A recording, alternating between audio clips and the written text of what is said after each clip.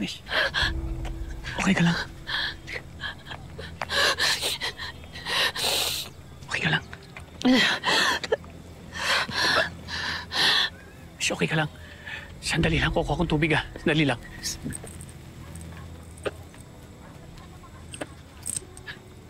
Oh, ito tubig oh. Buksan ko na. Uminom ka. Inom. Wala bang masakit sa'yo? Gusto mo dalhin kita sa ospital? Ha? Okay lang ako. Hindi mo naman ako nabuldol eh. Ayokong makialam ha, pero parang bigat-bigat ng dinadala mo. Kung gusto mong may mahinga, nandito lang ako. Willing akong makinig sa'yo. Hindi naman kita kilala. Minsan, okay pa nga yung hindi mo kilala yung tao na pagsasabihan mo eh. Para nakikinig lang.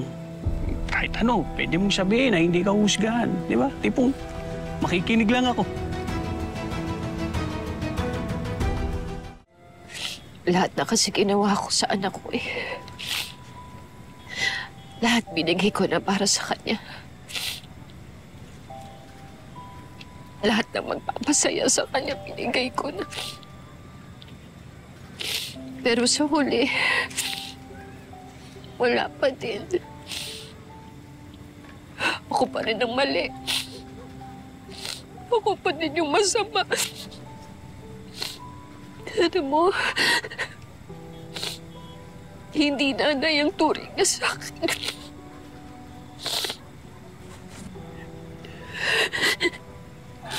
Naintindihan kita. Siguro, hindi man parehas yung sitwasyon natin. Pero, parehas lang ng pinagdaanan, kumbaga. Masakit. Minsan pa nga,